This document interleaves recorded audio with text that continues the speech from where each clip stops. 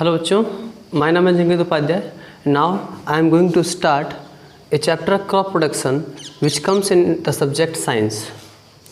First of all we will study about the what is science. Science क्या है पहले इसके बारे में समझते हैं. देखिए बच्चों, आपके दैनिक जीवन में बहुत सारी घटनाएं होती हैं. जैसे आपने ऑब्जर्व किया है, दो बादल हैं, जब वो आपस में टकराते हैं तो लाइटनिंग होती है और लाइटनिंग के पश्चात हम क्या पाते हैं, पानी बरसने लगता है. तो ये भी फिनोमेना है, ये भी घटना है.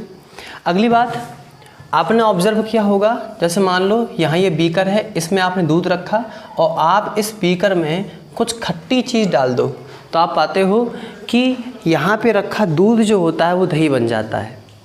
ऐसे ही आपने ऑब्जर्व किया होगा कि यदि हम मान लो कोई धागा लें, ठीक, मान लो कॉटन का धागा है, और जब हम इसको जलाते हैं, बर्न किया इसको हमने, तो बच्चों हमने क्या पाया कि जलने के बाद हम पाते हैं कि यहाँ पे राख बचती है, मतलब यहाँ पे सिर्फ ऐश बचती है, ऐश की फॉर्मेशन यहाँ पे होती है.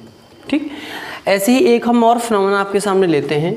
वो ये है कि जैसे मान लो यहाँ पे कोई फील्ड है और उस फील्ड में आपने क्या किया, आपने यहाँ पे कोई बीज डाल दिया. बीज डालने के पश्चात आप क्या पाते हो, आप ये पाते हो कि यहाँ सबसे पहले एक प्लांट आता है, बेबी प्लांट आता है, बहुत छोटा पौधा होता है. फिर आप पाते हो कि धीमे धीमे ये पौधा बड़ा होने लगता है और एट लास्ट एक ऐसी स्टेज आती है जिसमें ये पेड़ बन जाता है. तो ये सारी फिनोमेना आप अपने दैनिक जीवन में ऑब्जर्व करते हो, आप अपनी डेली लाइफ में इसको आप देखते हो. तो एक्चुअल में ये यहाँ पे फिनोमेना हो क्यों रही हैं, इसकी स्टडी साइंटिस्ट को करनी थी. तो उन्होंने क्या किया, उन्होंने एक सब्जेक्ट बनाया और उस सब्जेक्ट में क्या है कि हम इन सभी फिनोमेनाओं का अध्ययन करते हैं, पढ़ाई करते हैं.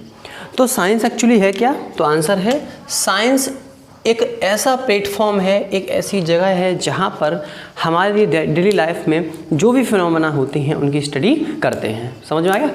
ठीक है, तो ये साइंस होती है. तो सिंपल इसकी जो डेफिनेशन है वो क्या बनेगी, तो science is a platform in which we will study about those phenomena which happens in our daily life. तो ये साइंस होता है.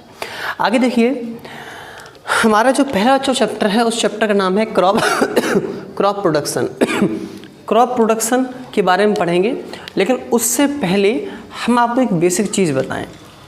ओके बच्चों, अब हम समझते हैं क्या वो बेसिक चीज़ है. देखिए बेटा, कोई भी लिविंग बॉडी है, जैसे कि आप जानते हो पहले से ही हो बच्चे, आपके सराउंडिंग में बहुत सारी चीज़ें मौजूद हैं. थिंग्स मतलब बच्चों क्या होता है, चीज़ें. बहुत सारी चीज़ें मौजूद हैं. हम ऐसी देखते हैं कि कुछ चीज़ें ऐसी हैं जो कि मूव कर सकती हैं, तो हम बोलते हैं वो लिविंग हैं. ठीक है, कुछ ऐसी चीज़ें हैं जिनको हम पाते हैं कि उनमें बिल्कुल भी जीवन नहीं है, लाइफ नहीं है, तो हम क्या बोलते हैं, नॉन लिविंग. तो एक होती है लिविंग, एक होती हैं नॉन लिविंग. अब एक बात समझिएगा कि जो लिविंग ऑब्जेक्ट हैं, जो लिविंग थिंग्स हैं, अगर बच्चों उन लिविंग थिंग्स को अपना जीवन मेंटेन करना है, अगर उनको ज़िंदा रहना है, तो उन्हें हमेशा एनर्जी की आवश्यकता होती है. अब आप ऐसे समझ सकते हो कि जैसे सपोज आपके सामने ये गाड़ी है, ठीक, ये गाड़ी कब तक चलेगी, तो आप कहोगे सर जब तक इसमें फ्यूल होगा. कहने का मतलब है जब तक इसमें फ्यूल होगा तब तक इसको एनर्जी मिलेगी, और जब तक इसको एनर्जी मिलेगी तब तक ये चल सकती है. तो उसी प्रकार से क्या होता है कि हमारा जो जीवन है वो ऐसा ही है. जितनी भी लिविंग ऑब्जेक्ट्स हैं उनके साथ भी ऐसा ही है. Anything which wants to work, कोई भी चीज़ हो, अगर वो काम करना चाहती है, वो चलना चाहती है, वो मतलब कहीं पे जाना चाहती है, तो उसको एनर्जी की आवश्यकता होगी. सपोज ये पेन है, सॉरी ये मार्कर है, अगर ये मार्कर ऊपर जाना चाहता है तो इसको भी एनर्जी की आवश्यकता होगी. मीन्स मूवमेंट करने के लिए हर एक ऑब्जेक्टों को एनर्जी की आवश्यकता होती है.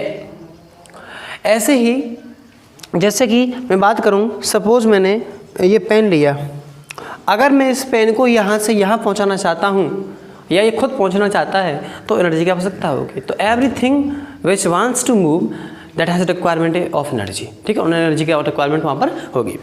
ओके, तो बात समझिएगा कि जो लिविंग बीइंग्स हैं वो लोग कैसे एनर्जी लेते हैं अपने मूवमेंट करने के लिए, खुद को मेंटेन करने के लिए, काम को करने के लिए, बहुत सारी एक्टिविटीज़ हैं उनको परफॉर्म करने के लिए.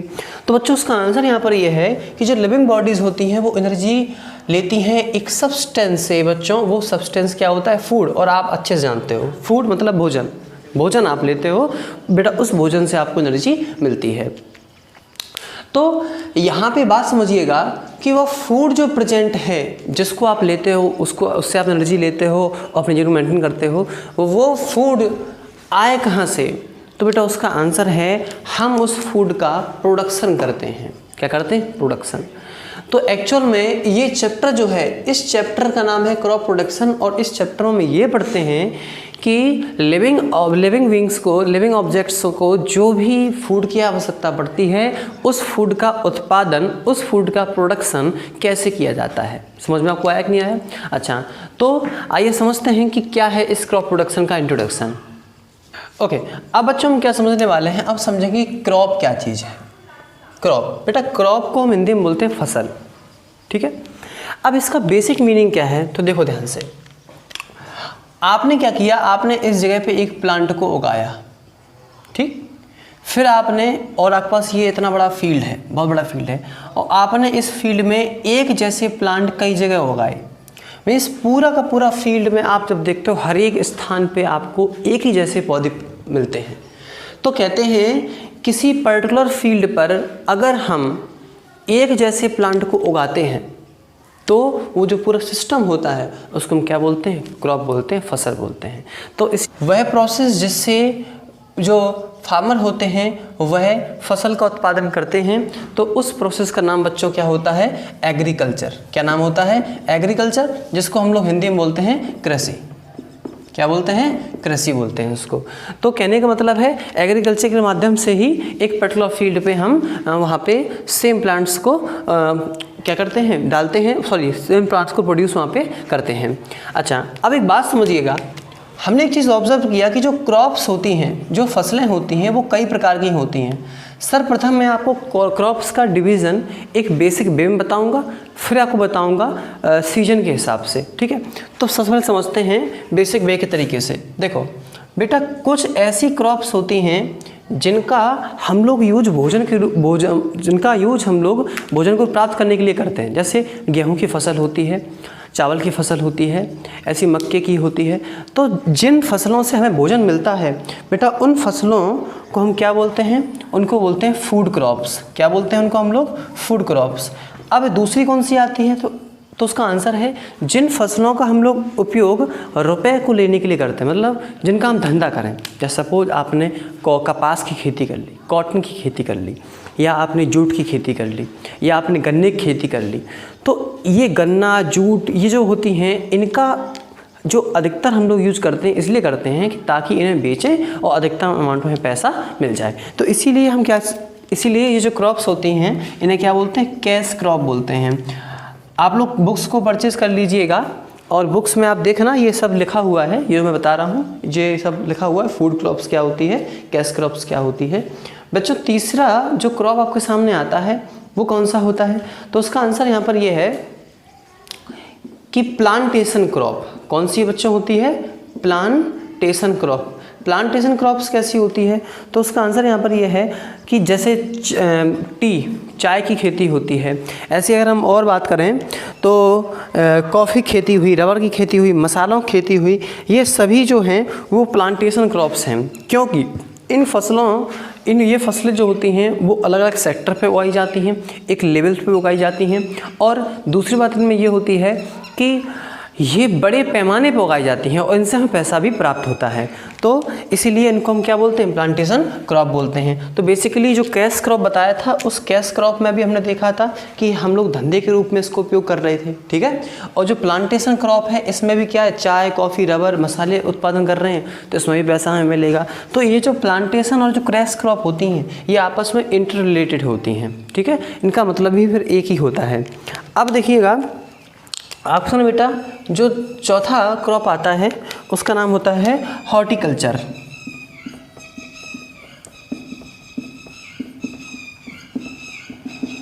देखो हॉर्टिकल्चर में बेटा क्या होता है? हॉर्टिकल्चर में ये होता है कि इसमें हम क्या करते हैं, ये एक ऐसी क्रॉप्स होती है जिसमें हम लोग क्या करते हैं, वेजिटेबल्स हुए, नट्स हुए, फ्रूट्स हुए, सुना, बनाना की खेती होती है, सेब के बाग होते हैं, आम की खेती आम के बाग होते हैं। तो ये सब जो किसके कैटेगरी में आएंगे, ये हॉर्टिकल्चर की कैटेगरी में आएंगे। तो इस प्रकार से बच्चों हमने अभी क्या किया है, हमने भी क्रॉप को डिवाइड किया है बेसिक वे के आधार पे। अभी सीजन के आधार पे कैसे करेंगे उसका डिस्कशन अभी एक टॉपिक के बाद होगा। अब हम लोग क्या समझने वाले हैं, हम लोग ये समझने वाले हैं कि जो फार्मर होते हैं वो किसी फसल को कितना अच्छा बना सकें तो वो क्या क्या चीज़ें करते हैं, तो उसके बारे में हम लोग पढ़ने वाले हैं। देखिए ध्यान से, तो जो फार्मर बच्चे होते हैं कि वो किसी फसल को कितना अच्छा उगा सकें, तो इसलिए बेटा वो क्या करते हैं, वो एग्रीकल्चरल प्रैक्टिसेस करते हैं। प्रैक्टिस मतलब तैयारी, एग्रीकल्चर मतलब कृषि की तैयारी करते हैं। तैयारी बेटा कैसी करते हैं, सबसे पहले वो क्या करते हैं, वो मिट्टी को प्रिपेयर करते हैं, उसका नाम है सॉइल प्रिपरेशन।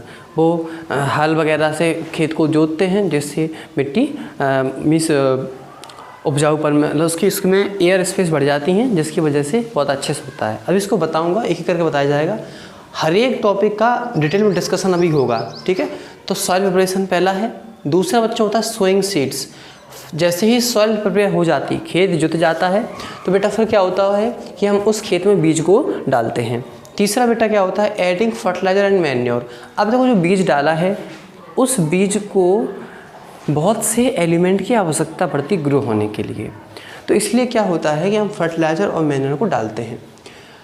हालांकि अभी ये बताएंगे सभी की चीज़ों के बारे में, ठीक है बच्चों। आगे देखिए, जो अगला टॉपिक होता है वो होता है इरीगेशन, मतलब अगला स्टेप होता है इरीगेशन। जैसे ही आपने मिट्टी को प्रिपेयर कर लिया, बीज डाल दिया, खाद डाल दी, फिर आप पानी लगाइए। इरीगेशन में पानी लगाया जाता है। फिर क्या होता है, जब आप पानी लगा देते हो फिर कुछ दिनों बाद क्या होता है कि आपके खेत में जो आपने फसल लगाई है, जो आप उगा रहे हो, उसके अलावा भी कुछ अन्य अनवांटेड पौधे आ जाते हैं। वो अनवांटेड पौधे क्या करते हैं, वो अनवांटेड प्लांट्स क्या करते हैं, वो आपके फसल के उगने की जो स्पीड होती है उसको डिक्रीमेंट करते हैं, उसको सही से उगने नहीं देते हैं। तो फार्मर क्या करते हैं, फार्मर उनको नष्ट करना चाहते हैं, तो उनको हम लोग इंग्लिश में बोलते हैं बीट्स। क्या बोलते हैं, बीट्स। बीट्स को बोलते हैं हिंदी में खरपतवार। तो जिस प्रोसेस से वो खरपतवार खत्म की जाती है उसका नाम क्या होता है, बीटिंग। दवाई डालते हैं। बेटा अगला स्टेप इसमें ये होता है हार्वेस्टिंग का। जब फसल तैयार हो जाती है तो उसको काट लेते हैं। फिर थ्रेसर का मतलब होता है कि कटी हुई फसल से हम बीज जो अनाज होता है उसको बाहर निकाल लेते हैं। तो इस प्रकार से बच्चों हम साइंटिस्ट जो होते हैं एग्रीकल्चरल प्रैक्टिस करते हैं। अब हम क्या करेंगे, हम एक एक करके सॉइल प्रिपरेशन समझेंगे कैसे होता है, क्या क्या करते हैं, फिर सोइंग सीड्स, फिर इस प्रकार सभी चीज़ें हम लोग पढ़ेंगे। ओके, ये आपको मिलेगी सभी अगली वीडियो में। तब तक के लिए थैंक यू, जय हिंद।